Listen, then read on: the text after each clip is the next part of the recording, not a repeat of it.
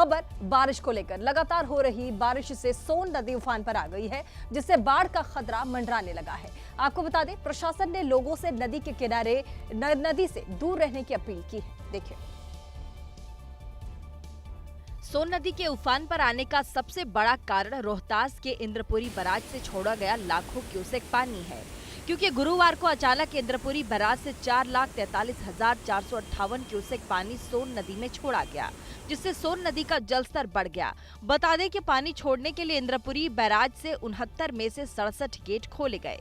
पिछले 4 दिनों से लगातार पानी छोड़ा जा रहा है, जिससे अब नदी किनारे रहने वाले लोगों को बाढ़ का डर सताने लगा है। हालांकि प्रशासन ने अलर्ट जारी कर लोगों से नदी किनारे छोड़कर सुरक्षित जगह जाने के लिए कह दिया है।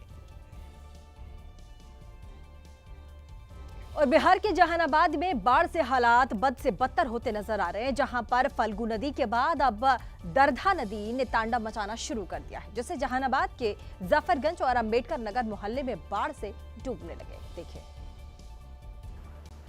टीवी स्क्रीन पर 2 तस्वीरें, पहली फल्गु नदी की और दूसरी दरधा नदी की है। लेकिन सबसे ज्यादा कोहराम फल्गु नदी ने मचाया है, जिसे 50 से ज्यादा गांव जलमग्न हो गए। जहां तक नजर आएगी पानी और सिर्फ पानी नजर आएगा। कई इलाकों के तटबंध टूट गए। हालांकि प्रशासन लगातार नजर बनाए हुए है। 2-3 जगहों पर तटबंध के प्रभावित होने की भी सूचना आई है। उस पर फ्लड कंट्रोल डिवीजन ने अपना काम शुरू कर दिया है। जहानाबाद में आए इस सैलाब ने मछली पालकों की रीढ़ तोड़ डाली है। 50 से ज्यादा तालाबों में बाढ़ का पानी घुसने से मछलियां बह गई। जैसे ही तालाब में प्रवाहित होने यहाँ की सभी मछलियाँ जल के साथ प्रवाहित हो गई।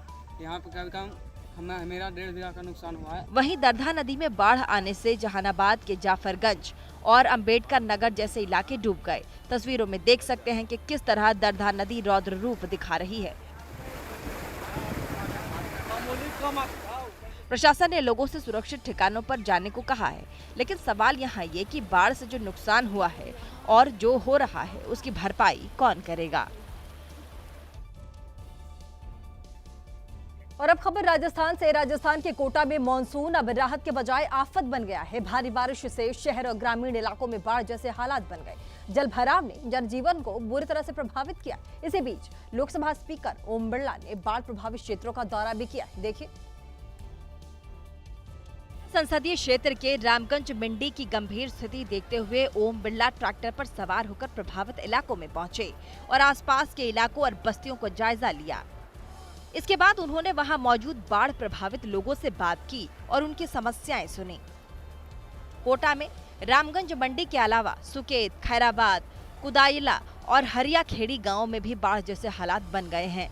सड़कों पर पानी बहने से यातायात तो प्रभावित है ही, इससे कई बस्तियों के घरों के अंदर पानी घुस गया है, जिससे लोगों को भारी परेशानियों का सामना करना पड़ रहा है। ओम बिरला ने प्रशासन को तुरंत जल निकासी की व्यवस्था बेहतर करने और प्रभावित लोगों तक राहत पहुंचाने के सख्त निर्देश दिए हैं। राजस्थान सरकार के कैबिनेट मंत्री और रामगंज मंडी से विधायक मदन दिलावर ने भी बाढ़ प्रभावित क्षेत्रों में राहत और बचाव के काम को युद्ध स्तर पर किए जाने के निर्देश दिए हैं। और देखिए, मानसून की वजह से देश के कई शहरों में गंभीर स्थिति पैदा हो गई है। आपकी स्क्रीन पर देश के 3 शहरों की तस्वीर हम आपको दिखाएंगे। पहली तस्वीर दिखाएंगे कर्नाटक की, उसके बाद कर्नाटक के उडुपी की ये तस्वीर, जहां पर सड़कों पर सैलाब का सितम देखा जा सकता है। यहां कामिनी नदी उफान पर है, जिस वजह से निचले इलाके में बाढ़ की स्थिति बन गई और कई लोगों को सुरक्षित स्थानों पर पहुंचाया गया। दूसरी तस्वीर आप देखिए, मध्य प्रदेश के रीवा की तस्वीर है ये, जहां भारी बारिश से उफनाए नाले में 2 साल का मासूम बच्चा ही बह गया। तीसरी तस्वीर देखिए, हिमाचल प्रदेश के कुल्लू की आई है। यहां भारी बारिश की वजह से पथरनी गांव में भूस्खलन हुआ है, जिससे एक घर पूरी तरह से ढह गया। राहत की बात यहां ये रही कि प्रभावित परिवार समय रहते वहां से निकल गया था और तीनों तस्वीर तबाही के अलग अलग मंजर की कहानी बयां करती नजर आ रही है।